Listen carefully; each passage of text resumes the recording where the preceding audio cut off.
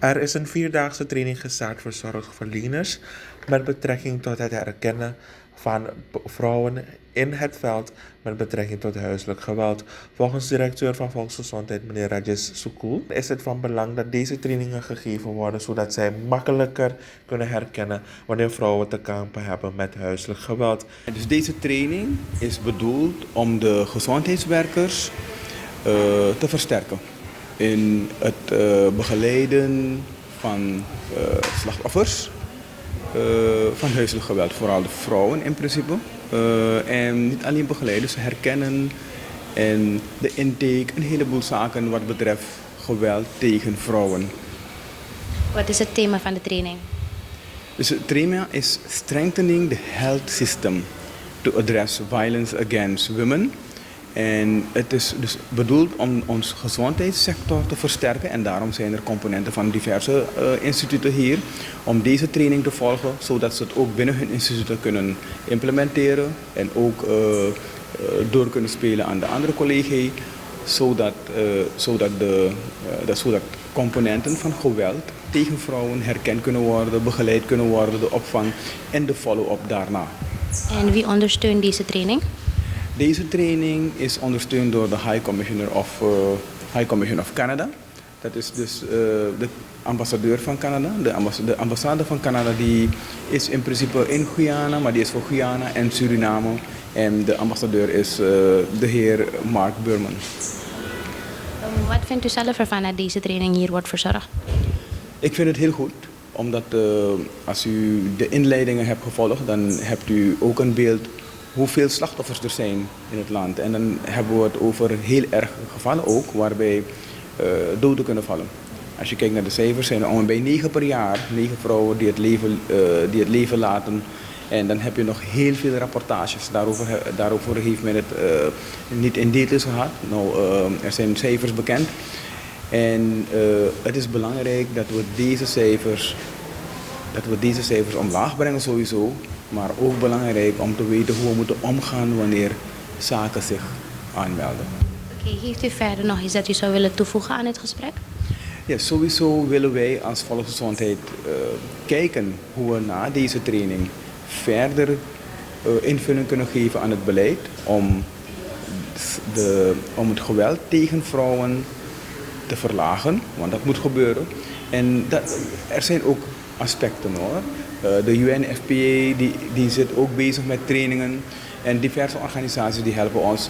Maar uiteindelijk willen we ook zelf vanuit volksgezondheid extra aandacht hieraan besteden, zodat wij meer resultaat kunnen boeken om een veilig milieu voor iedereen te creëren. Het project dat wordt uitgevoerd door de COVAP wordt gefinancierd door de Canadese ambassade. Zo ook de ambassadeur had een woord gericht naar de deelnemers van deze training. So the Embassy of Canada is extremely happy to be here today to work with EFS College COVAP once again. We have worked in the past. This time it's a different capacity as we're focusing on a very, very serious issue of violence against women. Previously we worked with the college under Canada's CARICOM Education for Employment project. Today, through the funding for the Canada Fund for Local Initiatives, or CFLI, I'm pleased to be here to mark the start of the second round of training as part of the Strengthening the Health System to Address Violence Against Women project, which is being executed by the Foundation EFS College COVAP. As has been mentioned, violence against women is a priority issue for the government of Guyana. It is of Suriname. Sorry, it's also an issue for the government of Canada, and it's one of the priority areas under what we call our Feminist International Assistance Policy. So that's one of the reasons that we are delighted to be supporting this project.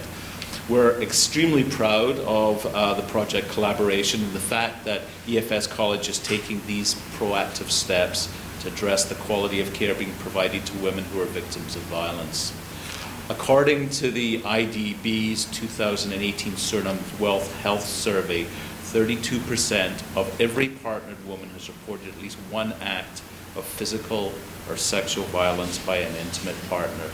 That means that 1 in every 3 women that pass through Suriname's healthcare system has been a victim of violence. Therefore, it's fair to assume that at some point, each one of you will have to treat a woman who has been a victim of violence, and I'm sure you already have. Consequently, this training project with EFS will be tackling one of the most important support areas when it comes to addressing violence against women, and that is healthcare. In your capacities as healthcare workers, you play a pivotal role because healthcare workers are most times one of the first points of contact for women after experiencing violence. Therefore, the interactions and level of care these women experience at health institutions can set the tone for how they recover and how they move forward. By delivering effective, compassionate, and knowledge-based health care, you can provide an important first step in the right direction.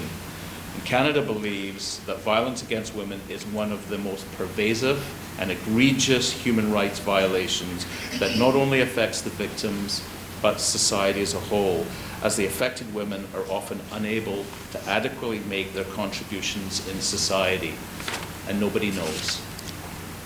This is why Canada is committed to working with all partners to address this issue, not only in Canada, but working with partners around the world, such as our collaboration with COVAB. This project is just one aspect of Canada's efforts to address this issue in Suriname. We're also presently working with the Women's Rights Centre in partnership with the government of Suriname on a project to review and provide an evaluation of the Domestic Violence Act. It's our hope that with this training, participants will be able to offer more effective, thoughtful, and compassionate health care for women, and also to train and guide fellow healthcare workers in providing this service as well. The High Commission recognizes that addressing violence against women can't be done alone. We need the input of survivors, advocates, community-based organizations, the media, and medical personnel like yourselves who work tirelessly every day to support survivors.